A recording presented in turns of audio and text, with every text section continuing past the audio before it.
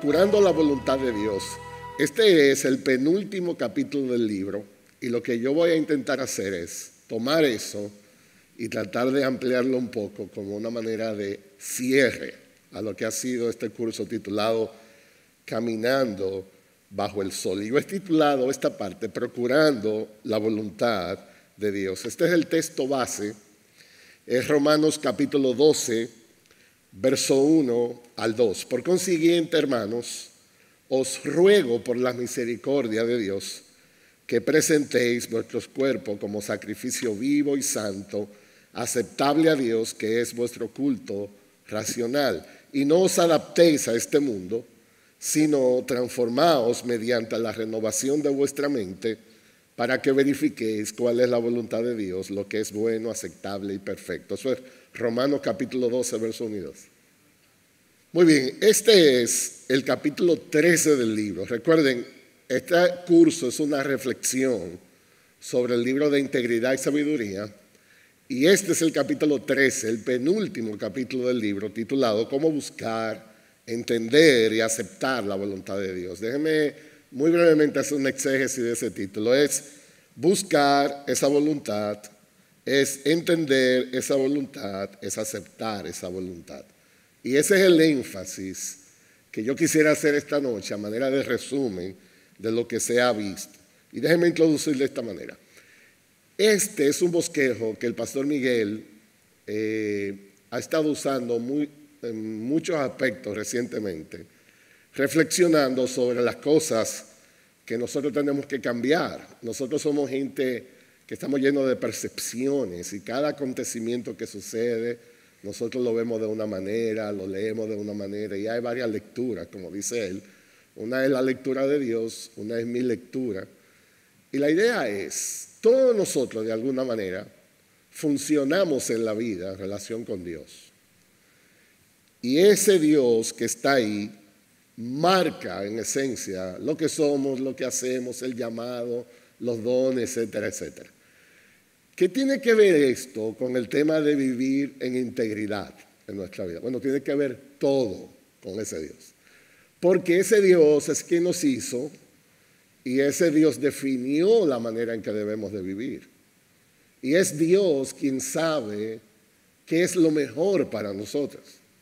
Entonces, en esencia, parte del trabajo nuestro es entender un poco más de lo que Dios ha decretado, de lo que Dios ha revelado, porque ahí está, como quien dice, la guía de vida en nuestras vidas. Y lo que yo quisiera esta noche es enfatizar un poco más, ¿qué es lo que ese Dios ha hecho? ¿Qué es lo que ese Dios ha hablado? ¿Y qué es lo que ese Dios espera de mí en este mundo? Hay una relación muy estrecha entre lo que Dios es y mi expectativa de vida aquí en este mundo, porque Dios ha revelado lo que Él quiere para nosotros. Y de eso es en esencia que yo quisiera hablar esta noche. ¿Cuáles son las cosas de Dios, específicamente de su voluntad, que tienen que ver con la manera como yo vivo aquí? Y es sabio entender un poco más de eso. Déjenme decir como introducción 3 cosas que Dios ha hecho que tienen que ver directamente conmigo. Lo primero es, yo necesito conocer su voluntad. Eso es extremadamente importante y esa es la palabra que usamos. Necesitamos conocer esa voluntad. No es una opción para nosotros si queremos vivir a la luz de lo que Dios espera. Hay que dar alguna cita del libro. El hombre caído, el hombre que no conoce de Jesús, vive de forma natural en contra de la voluntad de Dios. Uno de los problemas de esta presente generación es que a veces le llamamos diversión a lo que Dios llama pecado. Eso es una tragedia, porque la gente no entiende, no conoce. Y no solamente eso, cuando una persona entonces viene a los pies de Cristo, cuando es despertado a la vida espiritual, entonces necesita realinear sus pasos a la luz de la voluntad de Dios. Naturalmente hablando, yo no sé de qué se trata este asunto. Cuando yo vengo a Jesús Entonces yo necesito entender que hay que balancear y alinear todo esto. ¿Usted ha visto los carros? No importa el modelo que sea ni el año, los fabricantes tienen un manual, sobre todo de mantenimiento, que dicen cada cierta cantidad de millas hay que hacer un chequeo, un mantenimiento preventivo. A los 5,000 millas del carro hay que chequear la correa de la que sé yo qué, todo ese asunto. Y los representantes tienen cosas muy modernas ya, no es como antes, sino ahora hay una computadora que dice las gomas de adelante necesitan tal cantidad de aire. Y el alineamiento, a veces todos los hoyos que hay aquí, todos los líos que hay en la calle, las gomas se desvirtúan, entonces hay una computadora que dice por ahí que vamos. Nosotros necesitamos eso en la vida. Porque naturalmente no lo conocemos. Entonces ahora que estoy en Jesús, continuamente yo tengo que asegurar que mi voluntad y la voluntad de Dios están sincronizadas. Y si la mía está por aquí y la de Dios está por aquí, hermanito, lo mejor que podemos hacer es montes en el tren. Tenemos que buscar la voluntad de Dios.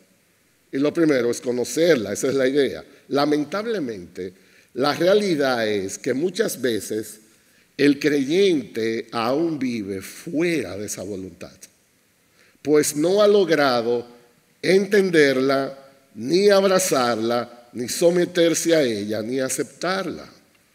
Ese es parte del problema. Dios es quien sabe lo que debemos hacer. Lo mejor que nos puede pasar es que nuestras vidas estén reflejadas en la voluntad de Dios. Y parte del asunto es cómo yo hago eso, qué tengo que hacer. De eso es que queremos hablar esta noche. Alguien decía, al entrar a este mundo con una vida que nos fue dada, necesitamos conocer la voluntad de Dios, que es el dador de la vida. Así como usted llega a una empresa, si es un empleado y lo contratan nuevo, usted no sabe nada de esa empresa. Usted no sabe la misión, la visión, qué es lo que se espera de usted. Hay que conocer. Y hay un proceso que toma cierto tiempo de usted entrar a esa cultura organizacional, la que sea. En la vida cristiana, nosotros llegamos a este mundo, nos dieron la vida, pero ya las cosas están definidas. Nosotros tenemos que conocerlo. El texto en Romanos, de nuevo, es este. Y no os adaptéis a este mundo, sino transformaos. ¿Cómo? Mediante la renovación de vuestra mente. ¿Y qué pasará? Para que verifiquéis cuál es la voluntad de Dios. Y cuando el autor inspirado, el apóstol Pablo, quiso poner una descripción de esa voluntad, dijo, es buena, es aceptable, es perfecta. La voluntad de Dios es completa. Y esa es la inspiración nuestra. Si queremos vivir mejor, entonces necesitamos adaptar nuestra vida más a la voluntad de Dios. Porque lo mejor que nos puede pasar es que vivamos a la luz de lo que Dios espera de nosotros.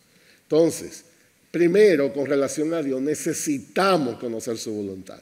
Pero hay algo más de Dios en esto. Él es un Dios revelador. Dios quiere que conozcamos su voluntad.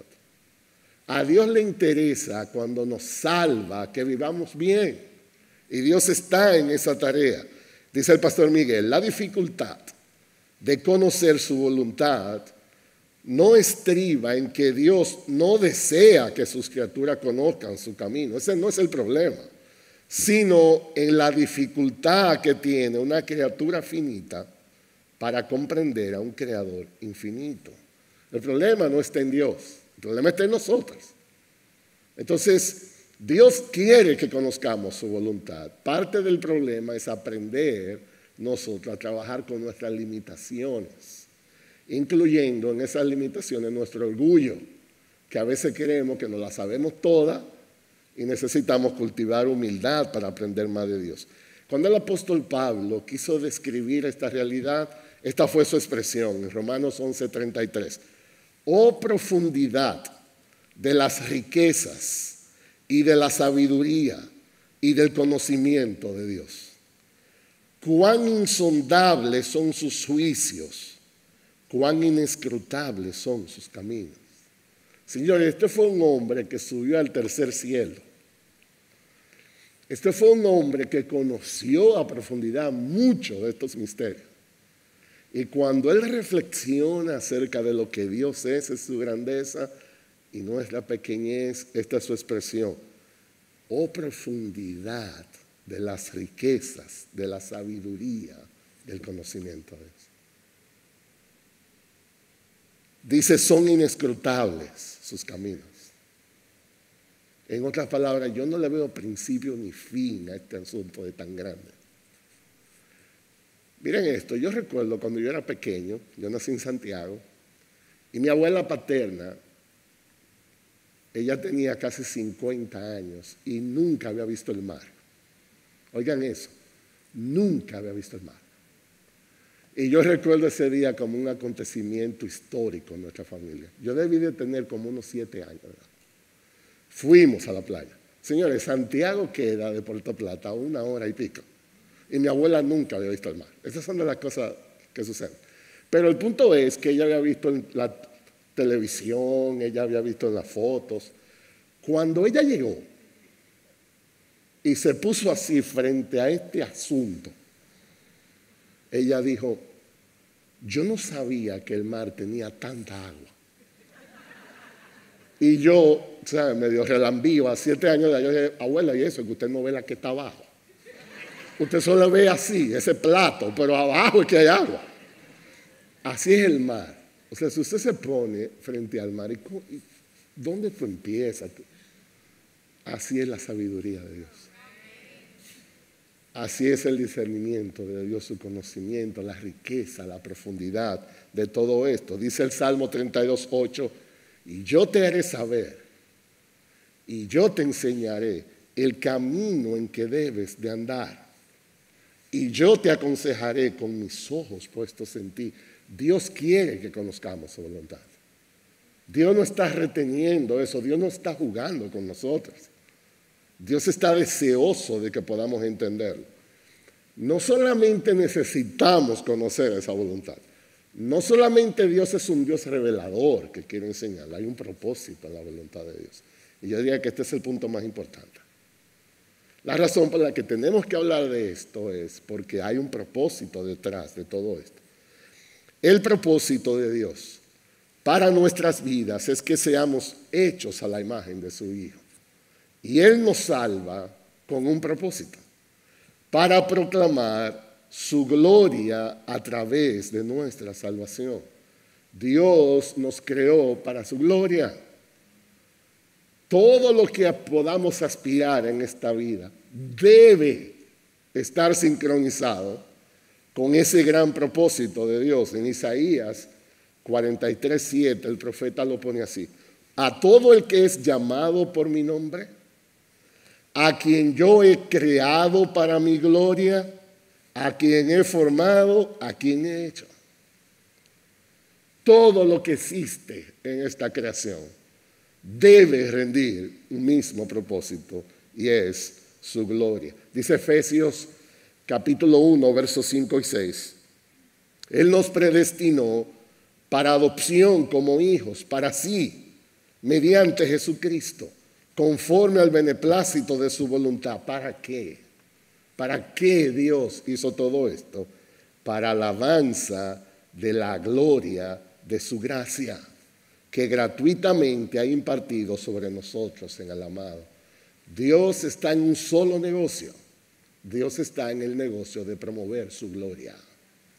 Y todos nosotros somos fichas en este asunto. Una de las cosas más interesantes de la vida de fe es que esto debe marcar nuestro propósito. Nuestro propósito es glorificarle, y Dios no comparte su gloria con nadie. Por lo tanto, cuando nuestras vidas están sincronizadas con ese propósito, Dios se goza en completarnos, en llenarnos. Nuestro gozo está íntimamente relacionado a cumplir ese propósito, que Dios sea glorificado. Otro texto conocido, Romanos 8:28, y sabemos, eso es muy importante. No quiere decir vamos a investigar. Esto no es un laboratorio de prueba y ensayo. Sabemos que para los que aman a Dios, todas las cosas cooperan para bien. Esto es para los que son llamados conforme a su propósito. No dice que todas las cosas serán agradables. No dice que todas las cosas serán fáciles. Lo que sí dice que aquellos que viven conforme a ese llamado a su propósito, Dios hará que al final todo sume para cumplir la voluntad de Dios. Cooperan para bien es la idea. Muy bien, entonces, de nuevo, déjame repetir porque esto es importante. ¿Qué tiene que ver esto con la integridad? Todo. Porque Dios me creó con un propósito. Entonces yo tengo que conocer esa voluntad de Dios. Dios desea revelármela y hay un propósito de entender esa voluntad. Con eso en mente, entonces, ¿qué es esto de la voluntad de Dios? De eso es que queremos hablar esta noche. ¿Cómo es esa voluntad de Dios? ¿Qué es lo que eso quiere decir? ¿Cómo puedo yo buscarla? ¿Cómo puedo yo entenderla? ¿Cómo puedo yo abrazarla? ¿Cómo puedo yo caminar bajo el sol? Exaltando el propósito de Dios en mi vida. Entonces, déjenme empezar con esta cita. Dios no tiene diferentes voluntades. Él tiene una sola voluntad. Pero esa voluntad tiene varias características, varios elementos. Podemos describirla de varias maneras. Déjenme compartir con ustedes 6 aspectos de la voluntad de Dios. De nuevo, yo estoy tratando de resumir el capítulo del libro, así que no están todos los detalles. Cualquier cosa en el libro pueden profundizar más. Primero, esto es sumamente importante. Hablando de esa voluntad la cual yo tengo que amar, buscar, aceptar, abrazar, esa es una voluntad que es soberana. Eso es lo primero. Eso la hace muy de Dios, esta voluntad. Es soberana. Déjenme tratar de escribir un poquito. La voluntad soberana de Dios tiene que ver con sus propósitos eternos. Usted ve, uno de los problemas de nosotros con relación a esta voluntad es que nosotros somos muy cortos de visión. Nosotros vivimos con visión muy corta de este fin de semana, de este año, de esta vida aquí. Pero cuando Dios nos salva, Él quiere que tengamos una visión de la eternidad. Ese es un contraste inmenso. Soberanía tiene que ver con ese propósito eterno de Dios. Una de las ilustraciones que a mí me fascinan para eso es entender, una vez describieron lo que era la eternidad. A los que estuvieron en el curso de la santidad y la familia, probablemente lo recordarán. Una vez alguien quiso decir, esto es más o menos lo que es la eternidad. Cada 1.000 millones de años, 1.000 millones de años, hay un pajarito que va de un sitio a una playa y toma un granito de arena de esa playa y se la lleva a otro sitio. Un granito. 1.000 millones de años después, el mismo pajarito toma otra vez otro granito de la arena y se lo lleva. Un granito por cada 1.000 millones de años. Cuando ese pajarito haya vaciado la playa entera, no ha pasado un segundo a la eternidad. Ese es el problema de nosotros. Que nosotros, lo que estamos pensando en mañana, en esta noche, en este fin de semana. Y a veces yo digo, me está yendo mal. Bueno, porque este fin de semana no podré hacer lo que yo quería. Sí, pero ¿y aquí? O sea, nosotros vemos una escena como la película entera. Nosotros vemos una página como un capítulo como el libro. Pero Dios es soberano. Dios está más interesado en el negocio más a largo plazo.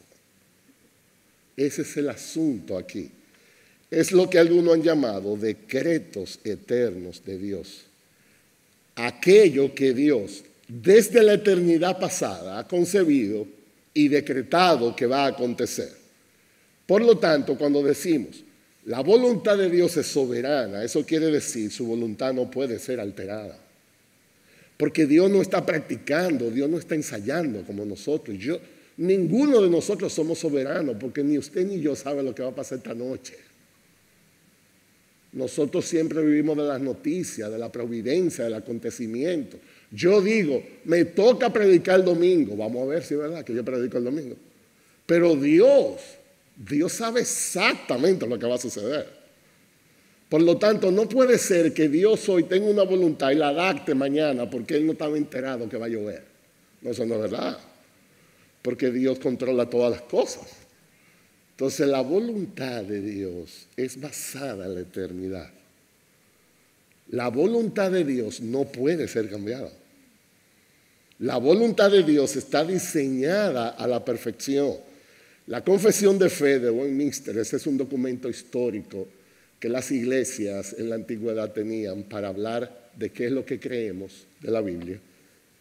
Ellos dicen esto, yo voy a citar. Dios, desde toda la eternidad, por el sapientísimo y santísimo consejo de su propia voluntad, Dios ordenó libre e inmutablemente todo lo que acontece, pero de tal manera que Él no es el autor del pecado, ni violenta la voluntad de sus criaturas, ni quita la libertad o contingencia de las causas secundarias, sino más bien que las establece. Termina la cita. El punto es, Dios, cuando decreta algo, lo hace basado en su conocimiento completo de todo lo que habrá de suceder.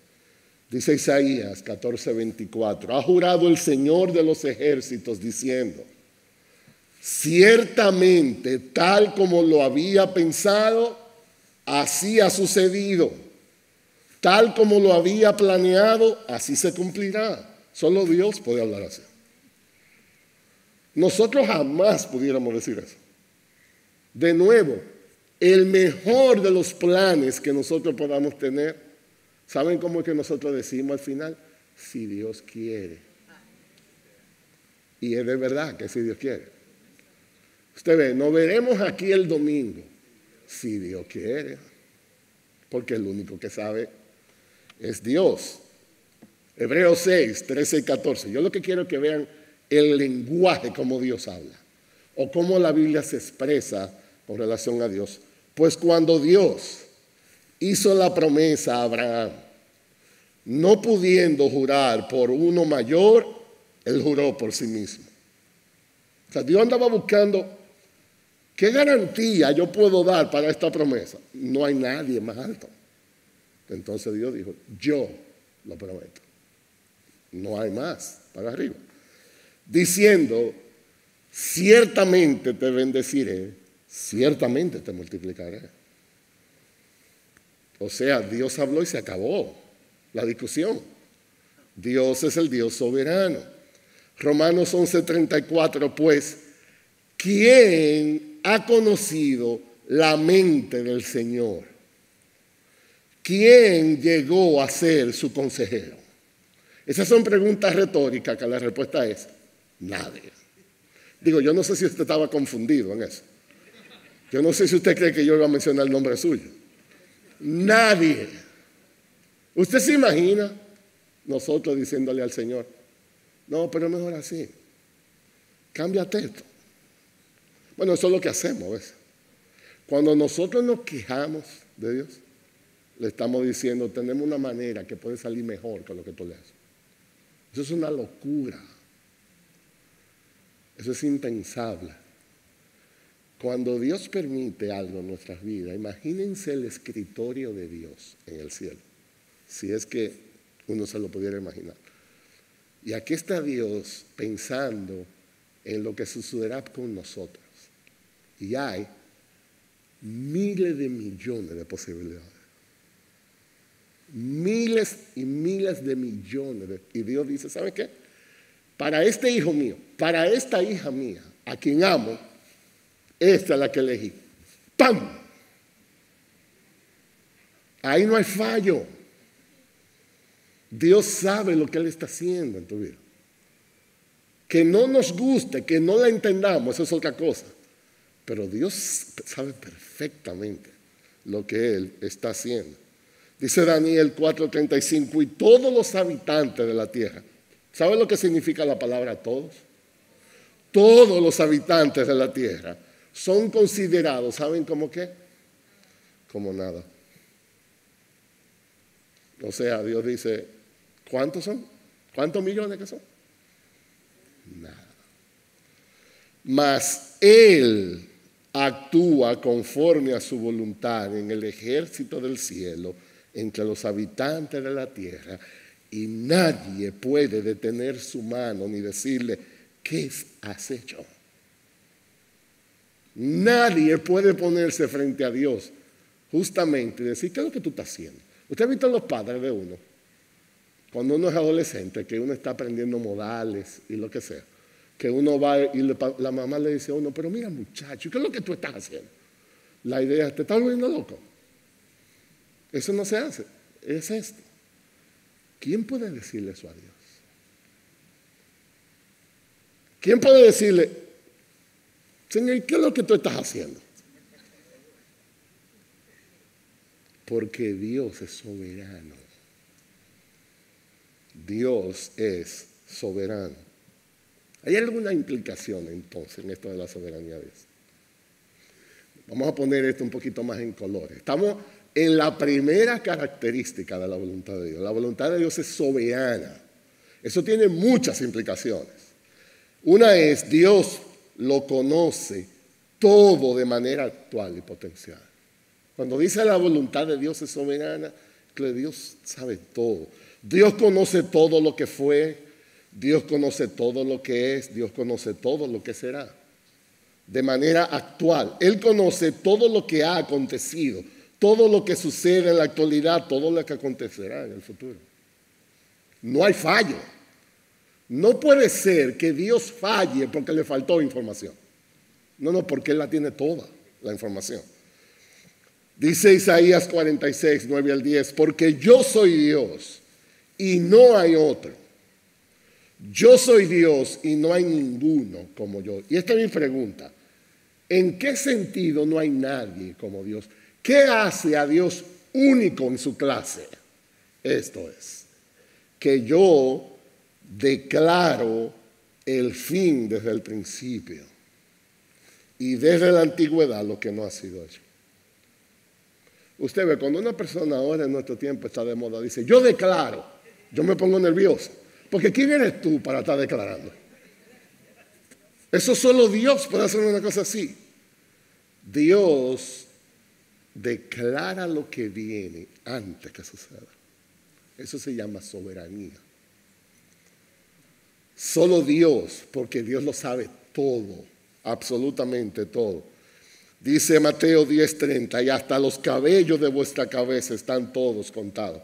Hay gente como yo que tal vez no da mucho trabajo con los pocos cabellitos que hay, pero es impresionante. La idea del texto es, Dios tiene todos los detalles.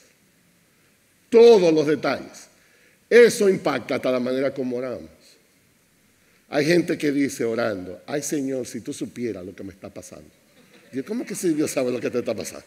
¿De qué tú me estás hablando? Dios no solamente lo sabe, Dios lo mandó lo que te está pasando. Porque Él es soberano. Esa es la idea. Algo más.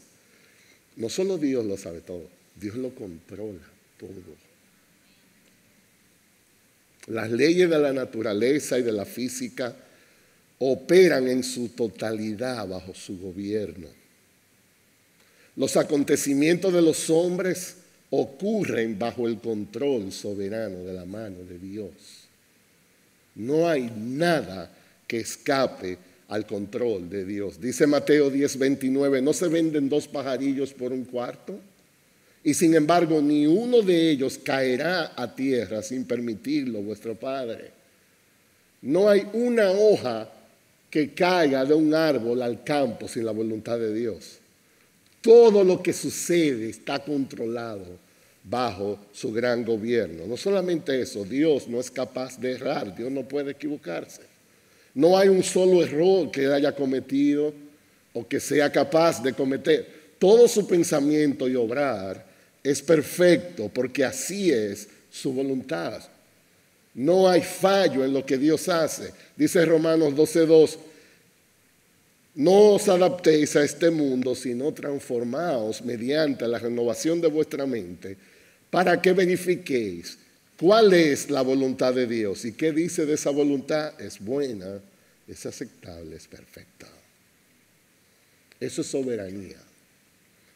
Es perfecta. 4, Dios es capaz de dirigir, no simplemente de desear. Dios va a dirigir todo. Dios nunca se ha frustrado porque un deseo suyo no se pudo llevar a cabo. Porque todo cuanto Él desea lo lleva a ejecución. Escucha esto. Dios cumplirá su voluntad en nuestras vidas a pesar de nosotros. Ni nosotros podremos ser un obstáculo. Entonces, ¿qué pasa, pastor, cuando pecamos y desobedecemos? La voluntad de Dios se llevará a cabo con dolor para nosotros, pero la voluntad se va a completar. Cuando nos sometemos a su voluntad, disfrutamos ver su propósito cumplido. Cuando desobedecemos, su propósito se va a cumplir a pesar de nuestro dolor. Esa es la diferencia. Pero nosotros no vamos a impedir la voluntad de Dios, porque Dios es soberano. Dice Isaías 46:10, yo digo, dice Dios, mi propósito será establecido. Todo lo que yo quiero lo voy a realizar. Todo lo que yo quiero. Y Dios es capaz de juzgar todo y a todos. Como soberano, Dios tiene autoridad absoluta sobre su creación. Las cosas que Dios determina ocurrirán más allá de si son causa de dolor como a Job, si de felicidad como Jesús en la cruz, de si nos agradan o no las persecuciones de Pablo, de si nos irritan como Jonás, de si nos preocupan como los discípulos en la tormenta, de si retrasan nuestros planes como la espera del reino por parte de los apóstoles, o de cualquier otra cosa fuera de la voluntad de Dios. Dios reina, Dios gobierna. Entonces lo primero de esa famosa voluntad que yo tengo que conocer, buscar, abrazar, entender, es esto, es soberana. Esa voluntad es soberana. Nosotros no la podemos alterar. Dios ya la definió. Solo tenemos que vivirla, conocerla y ampliar. Lo segundo es, esa voluntad es providencial. Cuando hablamos de la providencia de Dios, nos referimos al cuidado que Dios tiene de toda su creación a la hora de orquestar los eventos del universo para que esos produzcan exactamente los resultados que Él busca. Es lo que hemos venido diciendo. Dios declara esa voluntad, Dios es soberano y el gobierno de Dios actualmente, que es su providencia, se va a asegurar de que se cumpla lo que está escrito. Dios no es como esas películas que hay que un individuo inteligentísimo con unos lentes chiquititos entra a un laboratorio, el individuo mezcla una cuestión y se equivoca y sale un monstruo. Y el monstruo es más grande que el individuo que lo creó. Y hay que llamar al Army de Estados Unidos para que destruya el monstruo. Eso no va a suceder con Dios. Dios creó, Dios diseñó y Dios gobierna su creación. Entonces la idea es, cada evento que sucede en nuestra vida, el de esa providencia de Dios, Dios está asegurando que su voluntad se va a cumplir. El caso de Jesús, ustedes pueden pensar que aún Jesús fue a la cruz y todo eso estaba diseñado. Dice Hechos 2:23, hablando de Jesús, entregado por el plan predeterminado y el previo conocimiento de Dios, a ese Jesús clavasteis en una cruz por mano de impío y le matasteis. Eso no sorprendió a Dios. Ni aún la crucifixión de su Hijo sorprendió a Dios. El texto dice, estaba predeterminado que fuera a ser. Dios sabía lo que iba a suceder. Hechos 4, versos 27 y 28, porque en verdad en esta ciudad se unieron tanto Herodes como Poncio Pilato, juntamente con los gentiles y los pueblos de Israel, contra su santo siervo Jesús, a quien tú ungiste, ¿Para qué se unió Herodes, Poncio Pilato, los pueblos, el santo? Para eso dice, para hacer cuanto tu mano y tu propósito habían predestinado que sucediera. ¿Saben, hermanos, que esta es una de las verdades más consoladoras que existe en la vida? Si de verdad entendiéramos eso, entonces el sufrimiento lo viéramos de manera diferente. No hay accidentes en nuestras vidas. Pastor, pero que usted no conoce a mi jefe. Cuando viene con el pie izquierdo y es injusto, me pide cosas que no se deben, Dios sabe lo que Él está haciendo. Pastor, pero que usted no conoce a mis familiares, porque me molestan, se burlan de mi fe. Dios sabe lo que Él está haciendo. Dios está en su trono. ¿Usted se imaginaría en una aflicción nuestra a Dios allá arriba en el cielo diciendo, ay, ¿qué yo voy a hacer ahora? ¿Usted se imagina a Dios así? Como, yo no había pensado en esto, ¿y cómo yo voy a ayudar a este muchacho ahora? No. ¿Qué pasa? Dios es el Rey soberano del universo. Entonces, ¿por qué Dios permite lo que permite? Dios tiene un propósito. Y Dios está trabajando en nuestras vidas. Y los sufrimientos de Dios, cuando son bendecidos, nos acercan más a Dios. Todo eso es parte de la dieta alimenticia que Dios tiene para nosotros. No todo es carne, hay que comer vegetales. No todo es que no vaya bien, necesitamos sufrimiento. Y Dios combina todo eso para nuestro bien. Santiago 1, 2 y 13 dice, bienaventurado el hombre que persevera bajo la prueba, porque una vez que ha sido aprobado, recibirá la corona de la vida que el Señor ha prometido a los que le aman. Pero que nadie diga cuando es tentado, yo soy tentado por Dios, porque Dios no puede ser tentado por el mal. Y Él mismo no tienta a nadie. Estos son de los misterios en la vida de fe. Dios puede permitir la aflicción, el mal, pero Dios no obliga a nadie a hacer el mal. Cuando Pilato, Herodes, toda esa gente, ellos planificaron darle muerte a Jesús, fue el pecado más atroz que se ha cometido en el universo. Pero estaba predeterminado que sucediera así. Entonces, ¿cómo yo puedo conciliar eso? ¿Cómo puedo yo entender que Dios sabía lo que iba a pasar, pero que Dios no tenta a nadie, ni obliga a nadie? Esos son los grandes misterios de fe. Pero nadie puede decir, ¿tú sabes por qué yo hice eso? Porque Dios me obligó. No, porque Dios no tienta a nadie. Dios no pone el mal en nadie, pero Dios conoce todo lo que sucederá. Dios maneja su providencia en cuanto a eso. No solamente su voluntad es soberana y providencial, es inescrutable.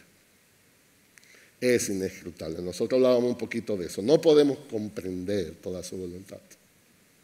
Tratar de hacerlo es un ejercicio que va a producir frustración. Dios es demasiado profundo en las cosas. Dios es infinitamente sabio. Nosotros somos de este tamaño, Dios es eterno. Es imposible poder conocer todo eso. Otra vez el texto. Oh profundidad de las riquezas y de la sabiduría y del conocimiento de Dios. Cuán insondables son sus juicios e inescrutables sus caminos, pues ¿quién ha conocido la mente del Señor? ¿O quién llegó a ser su consejero? ¿O quién le ha dado a él primero para que se le tenga que recompensar? ¿Quién? Porque de Él, por Él y para Él son todas las cosas. Y el apóstol dice, pensando en eso, a Él sea la gloria por siempre. Amén. Dios es muy profundo. Dice Isaías, profeta Isaías, recoge esto. Dios hablando dice, porque mis pensamientos no son vuestros pensamientos, ni vuestros caminos, mis caminos, declara el Señor. Porque como los cielos son más altos que la tierra, así mis caminos son más altos que vuestros caminos, y mis pensamientos más que vuestros pensamientos. ¿Usted puede entender la diferencia? Nosotros estamos aquí, Dios está allá. Hay una diferencia inmensa. Y eso debe crear humildad. Parte de la labor de conocer más la voluntad de Dios es ser más humildes. Más humildes en la manera como nos acercamos a Él. Y algo más, su voluntad es moral también. Su voluntad es moral. ¿Qué quiere decir eso? La voluntad moral o el aspecto moral de su voluntad corresponde a la revelación de su ley. En otras palabras, cuando Dios desea una cosa es ley. Es diferente a nosotros. Yo le puedo decir a usted, ¿sabe qué? A mí no me gusta el pescado. Yo soy alérgico al pecado. Pero yo no puedo hacer una ley de eso. Se prohíbe el pecado en la IBI. Pescado en la IBI, nadie. No, porque yo no soy Dios.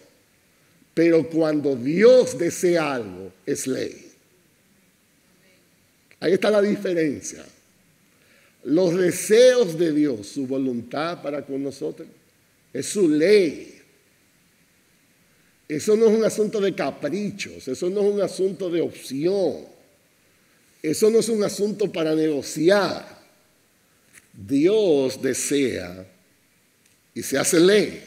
Su ley nos ordena qué hacer y qué no hacer. Su ley representa la esencia de quien es Él. La voluntad de Dios es moral porque cuando Él decreta algo, se convierte en ley para nosotros. Dice Romanos 1:19, porque lo que se conoce acerca de Dios es evidente dentro de ellos, pues Dios se lo hizo evidente. Dios está revelando cada vez más su voluntad a los hombres. Y Romanos 2 dice, porque cuando los gentiles que no tienen la ley cumplen por instinto los dictados de la ley, ellos, no teniendo la ley, son una ley para sí mismos, ya que muestran las obras de la ley escrita en sus corazones, su conciencia dando testimonio y sus pensamientos acusándolo unas veces y otras veces defendiéndolo. Nosotros tenemos un asunto que se llama la conciencia y es parte de lo que la imagen de Dios en nosotros. Y cuando pecamos, la conciencia inmediatamente trabaja. La conciencia, por la obra del Espíritu Santo en nosotros, está continuamente haciéndonos conocer la posición de Dios en cuanto a eso. Entonces, quizá usted no haya leído la Biblia entera, quizá usted no se la sabe de memoria, pero escucha esto, hay una ley de Dios escrita aquí. Esos vaqueros, ¿ustedes se acuerdan de esa película de vaqueros? Que ellos mataban por ver caer la gente, que valía más una bala que la persona. Esos vaqueros, cada vez que le dan un balazo a alguien, su conciencia le dice, eso no está bien. Ellos no saben cómo trabajar eso, pero la ley está escrita ahí, dentro de cada ser humano. Lo que hace la Biblia es que entra los detalles de esa ley. La conocemos más completamente, pero todo hombre creado sabe en su conciencia algo en cuanto a eso. Primera de Tesalonicenses 4, 3 y 4. Porque esta es la voluntad de Dios. Hay gente que dice, ay pastor, pero que yo no sé exactamente lo que Dios quiere para mi vida. Primera de Tesalonicenses capítulo 4, versos 3 y 4. Esta es la voluntad de Dios, vuestra santificación. Eso ayuda bastante para averiguar la verdad. Eso que tú quieres hacer, ¿te acerca más a Dios o te aleja más de Él? Eso que tú quieres estudiar, que tú quieres negociar o que tú quieres, ¿eso es algo que salta más su nombre o en cambio tú te vas a comprometer? Porque la voluntad en singular de Dios es esta, vuestra santificación. Que os abstengáis de inmoralidad sexual. Que cada uno de vosotros sepa cómo poseer su propio vaso en santificación y honor. La voluntad de Dios es moral, es una ley, específicamente una ley que Dios quiere que seamos como Él. Quinto lugar, su voluntad es permisiva, y eso yo quiero explicarlo un poco más qué significa. Su voluntad es permisiva. Nosotros podemos desobedecer a Dios. Lo hacemos continuamente. Pero Él nos hará cumplir sus propósitos conforme a su voluntad soberana. De una forma u otra, terminaremos cumpliendo su voluntad. Ahí es que estamos con el tema permisividad. No está cerrado, no somos roboces, no estamos con cadenas. Podemos desobedecer a lo que Dios nos está indicando. Pero oye bien, al final vamos a terminar donde Dios dijo. Eso es lo que queremos decir, que la voluntad de Dios es permisiva. Da chance a que nos expresemos. Hay esa flexibilidad de ver el corazón nuestro, cómo responde. Un caso bíblico es Jonás. Ustedes conocen la historia. Dios le dijo, Jonás, ve a Nínive, yo tengo un pueblo reservado allá. Y Jonás dijo, no voy para allá. Yo lo estoy poniendo en dominicano. No voy para allá. Adiós. Ustedes pueden imaginarse eso. ¿Saben lo que hizo? Ustedes conocen la historia. El tipo se fue. Y le mandaron un Uber. Derechito terminó donde Dios lo quería. Porque Jonás no iba a impedir la voluntad de Dios. Ni tú tampoco. Entonces, yo no sé cómo respondemos a veces a la voluntad de Dios, pero oye bien, eso no va a comprometer el propósito de Dios, te lo aseguro. Dios lo va a hacer porque Dios es Dios. El asunto es, Señor, ayúdame a hacer tu voluntad para yo disfrutar cuando tú cumplas esa voluntad, para yo gozarme en ver tu propósito. El caso de José, uno de los casos más impresionantes en la Biblia. Ustedes recuerdan la historia, los hermanos tenían envidia, lo dijeron, vamos a deshacerlo de este muchacho, porque el papá tenía como mucha gracia con José y los hermanos decían, no nos conviene. ¿Saben lo que hicieron? Lo echaron en una cisterna y se salvó porque estaba vacía la cisterna. Y después, ¿saben lo que hicieron? Lo vendieron como un esclavo. Señores, como se vende una correa, un zapato viejo. Lo vendieron como una cosa. Un muchacho adolescente. Nunca más pudo volver ahí a esa familia. Y pasó bastante trabajo el muchacho. El muchacho cayó, por así decirlo, en la casa de Potifar. Ese es como el jefe de la Fuerza Armada del país de aquel entonces. La esposa, porque el muchacho era muy hermoso, se enamoró de José. Y un día le voló arriba. Literalmente. Y antes no usaban ni que pantalones, correr, era una batola. Y la mujer le arrancó eso. ¿Y sabe lo que dijo José? No, tú estás loca. Salió desnudo. Si José hubiera sido dominicano, tal vez dice, pero ven acá, yo no me fui que me busqué esto. Eso es ella. Pero José dijo, ¿y cómo yo haría este gran mal y pecaría contra Dios? Tú no sabes que tu esposo me ha dado libertad de todo menos a ti. ¿Sabes lo que hizo la mujer? Que llamó al marido y le dijo, y este es el esclavo que tú dices que tú eres fiel. Me intentó violar. Y a José, imagínense, señores, yo no estoy hablando en la casa del dueño de la fábrica, el jefe de las Fuerzas Armadas. Me imagino que le dijeron a José, tráncate tú mismo, vete dando en lo que yo llego, mal preso. Y ahí, señores, pasó su adolescencia. José nunca fue al grupo de GAP, ni de YAP, ni de nada que termine en AT. No fue a escuela dominicana, nada de eso, preso. Sus mejores años, sus años productivos, adolescencia, adultez, preso. Si usted hubiera sido José, ¿qué usted pensaría? Y entonces, ustedes saben la historia, Dios lo usó, pudo interpretar un sueño del faraón. José fue que pudo percibir, vienen años de abundancia, luego vienen años de escasez, hay que hacer un plan administrativo, hay que guardar en la abundancia para tener. Este es el hombre. Yo no tengo a nadie más sabio que tú. ¡Pam! Segundo en autoridad en Egipto. Más o menos en los días de hoy sería vicepresidenta de Estados Unidos. Y cuando llegó el hambre, que llegó a la tierra donde estaban los hermanos, ellos tuvieron que venir a buscar comida y se toparon con José. Ya ustedes saben, ellos no se estaban dando cuenta que era José. Pero José los conoció cuando los vio. José hablaba el idioma. Y ellos entre ellos empezaron como, ven acá. Y cuando ellos se dieron cuenta que te lo hacen, ¿qué usted cree que ellos pensaron? Nos van a colgar ahorita aquí afuera.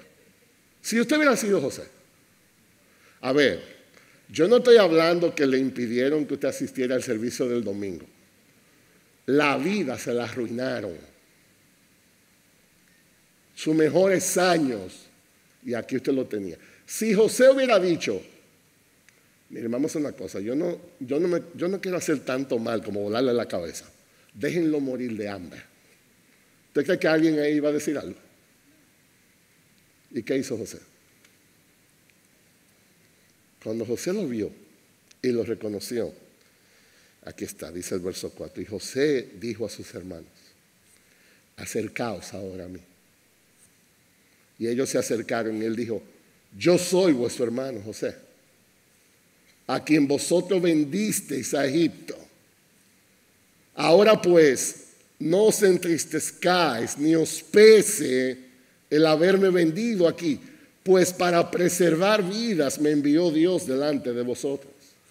Porque en estos 2 años ha habido hambre en la tierra y todavía quedan otros 5 años en los cuales no habrá ni siembra ni siega. Y Dios me envió delante de vosotros para preservaros un remanente en la tierra y para guardaros con vida mediante una gran liberación. Ahora pues, no fuisteis vosotros los que me enviasteis aquí, sino Dios.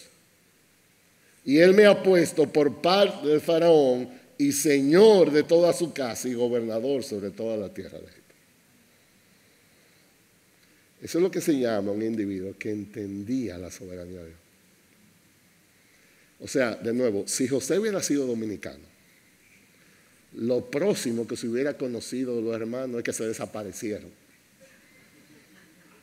Porque tú te imaginas con este poder que José tenía y esto, yo no sé cuál adjetivo usar.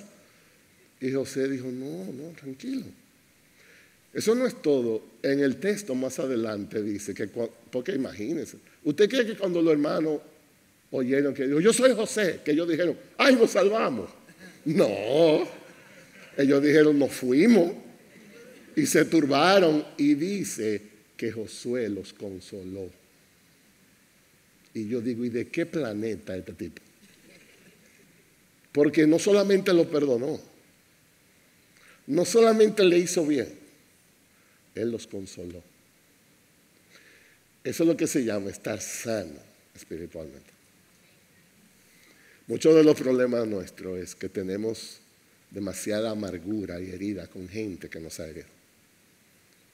Y no hemos sido capaces de perdonar.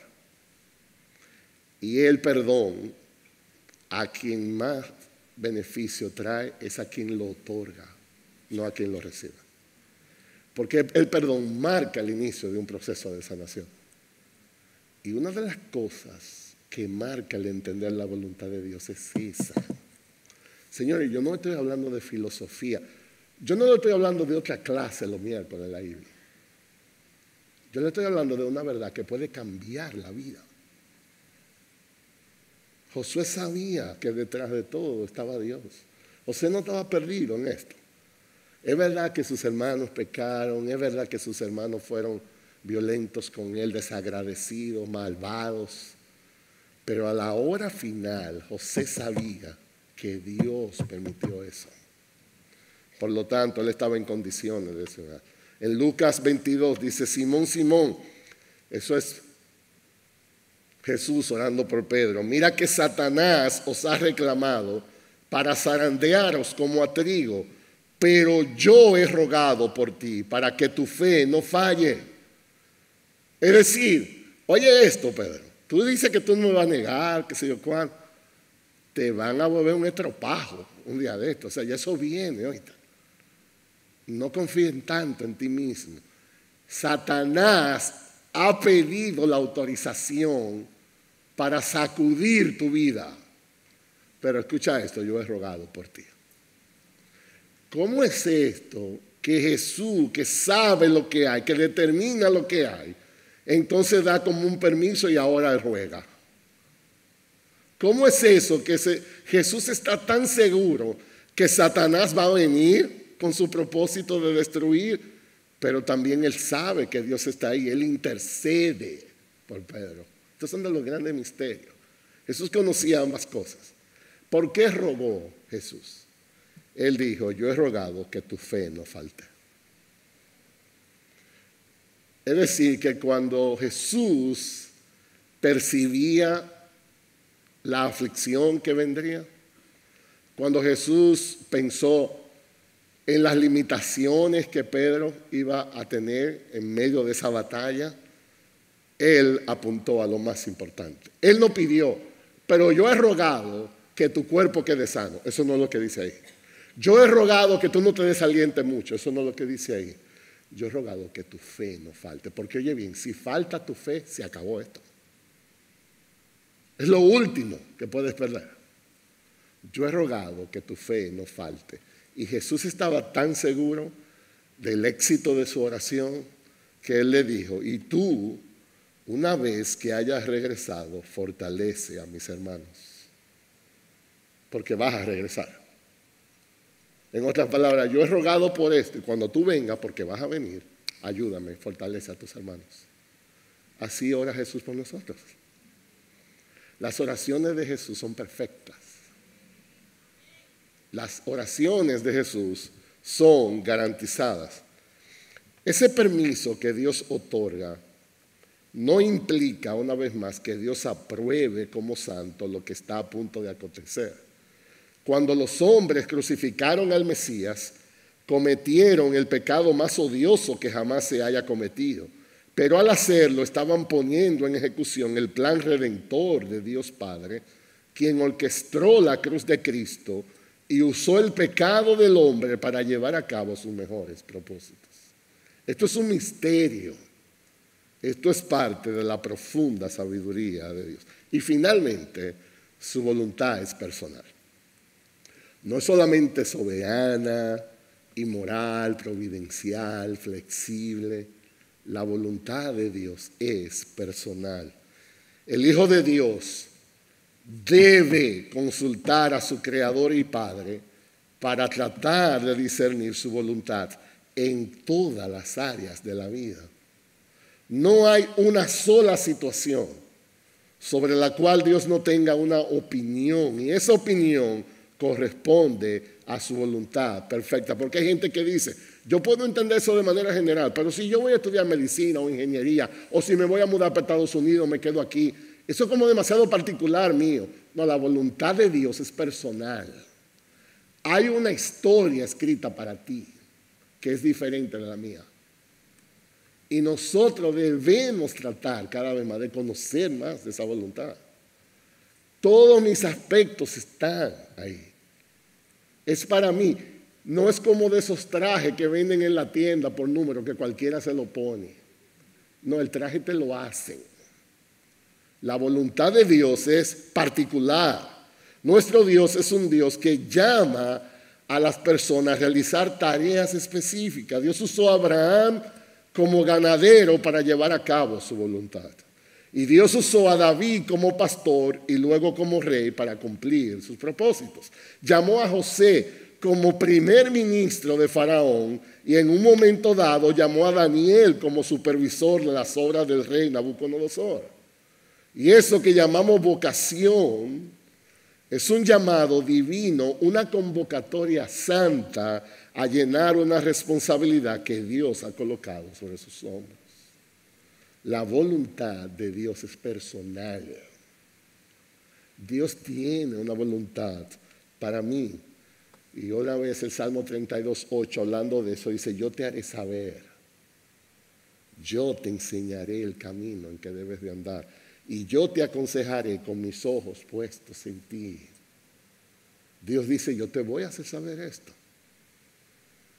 El texto que sigue en el verso 9 del Salmo 32 dice, pero no sea como el mulo que no tiene entendimiento. O sea, no sea como un burro, sería en dominicano. Te estoy hablando, te estoy guiando.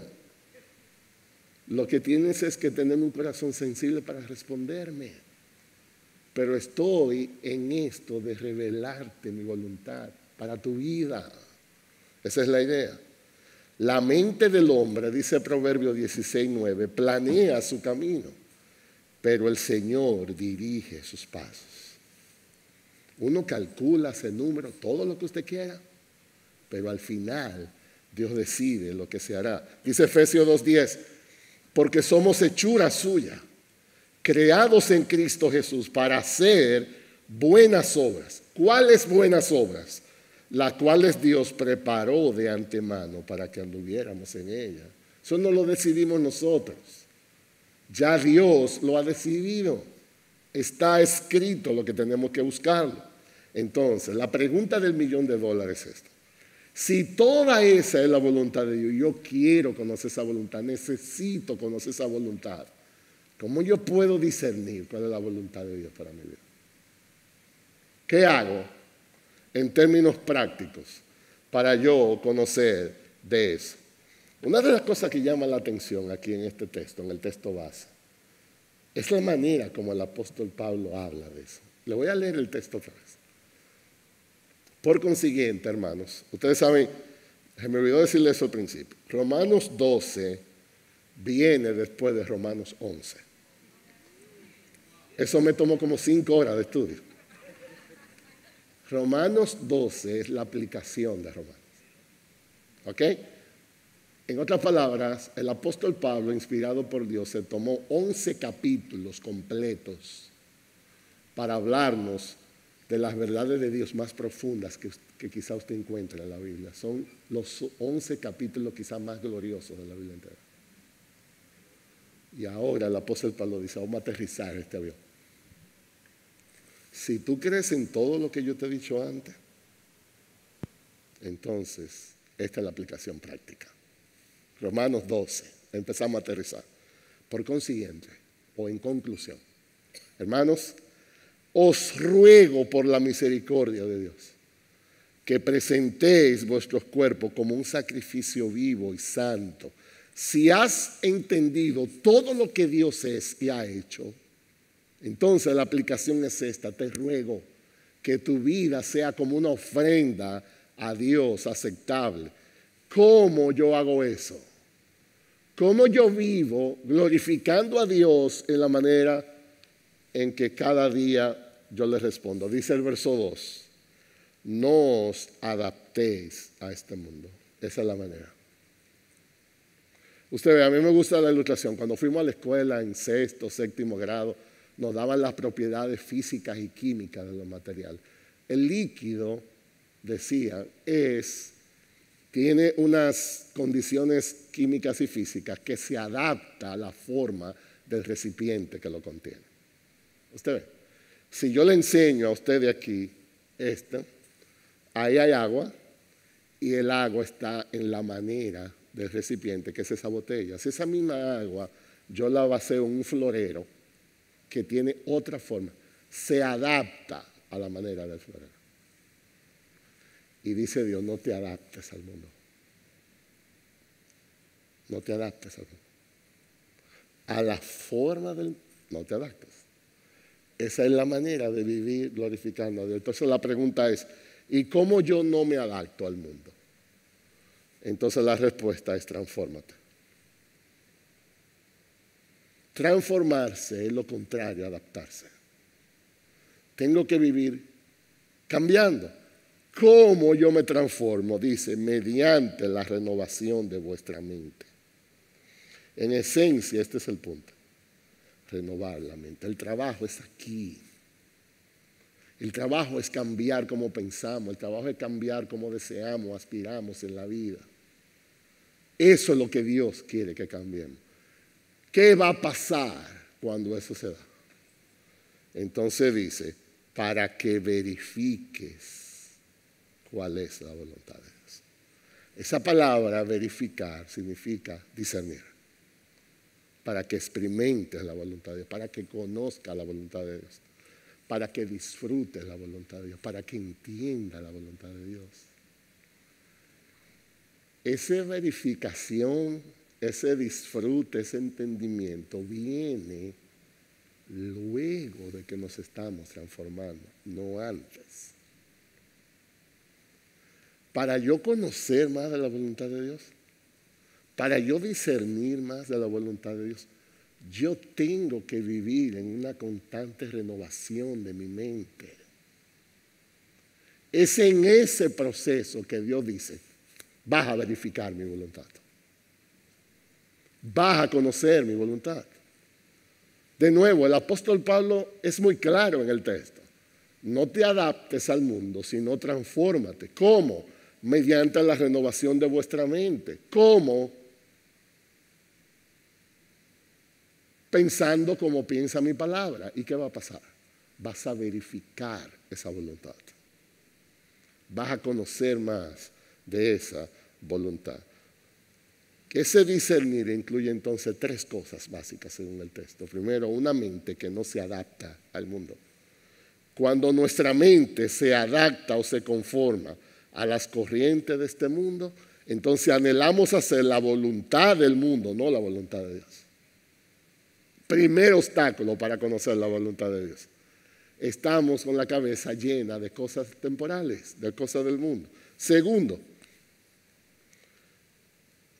una vida de santidad.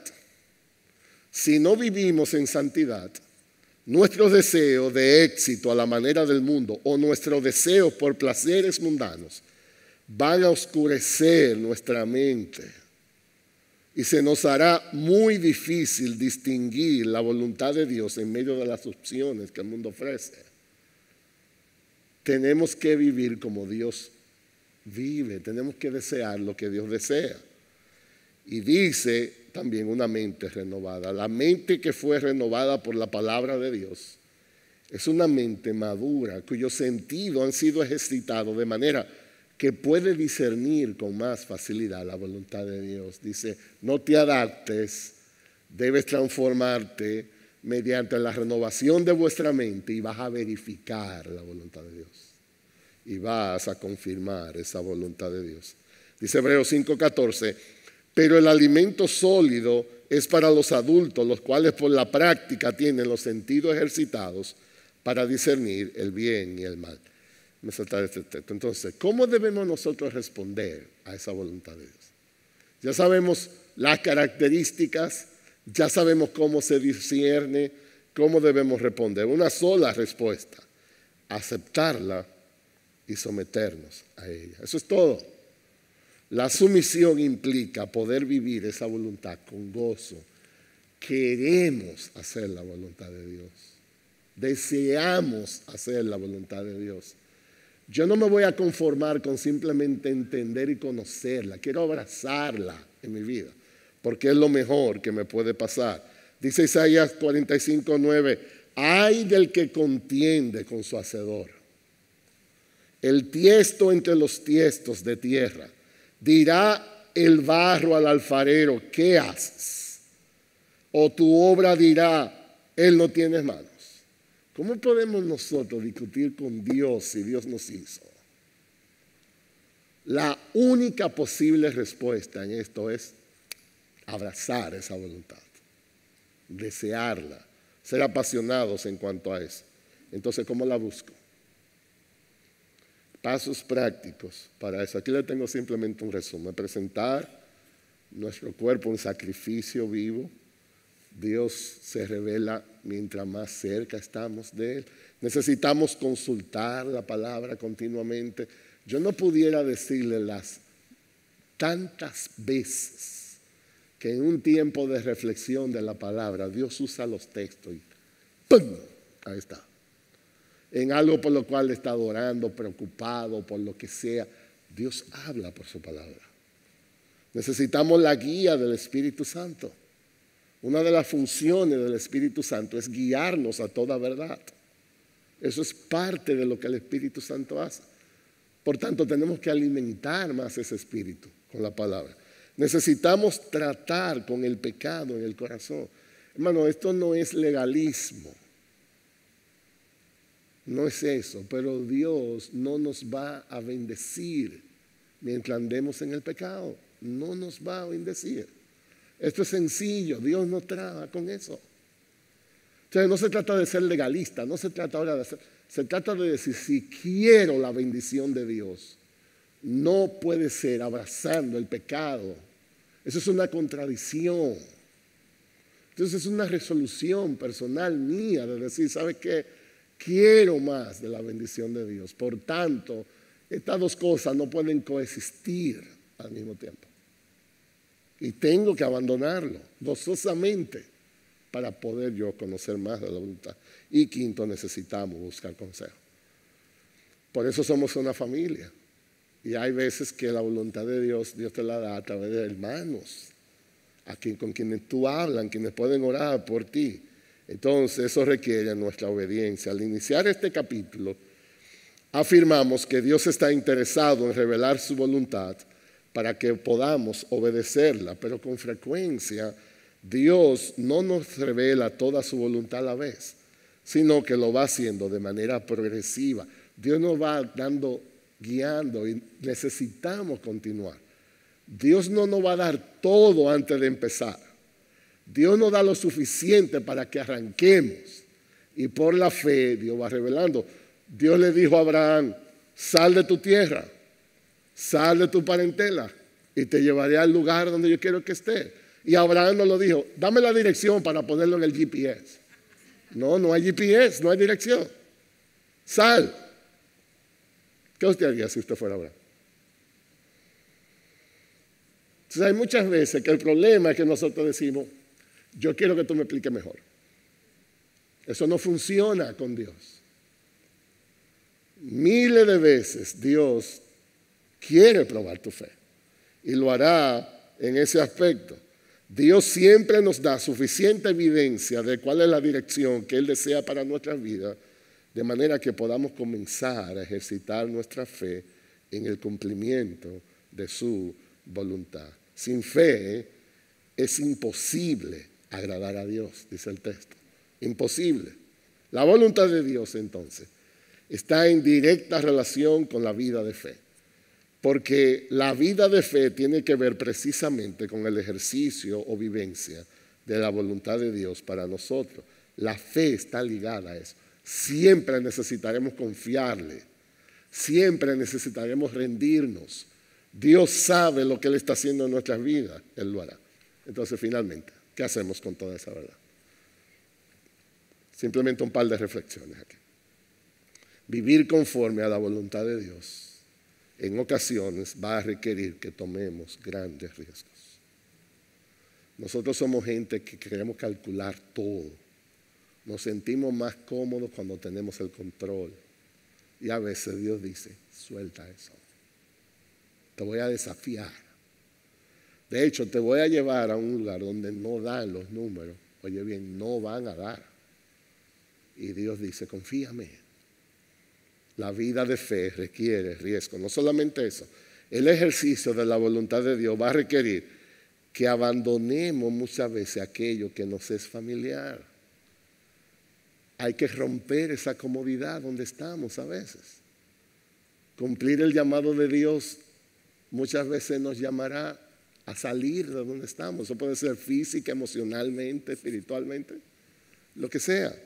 No solamente eso, el ejercicio de la voluntad de Dios va a requerir que soltemos el control de lo que creemos tener.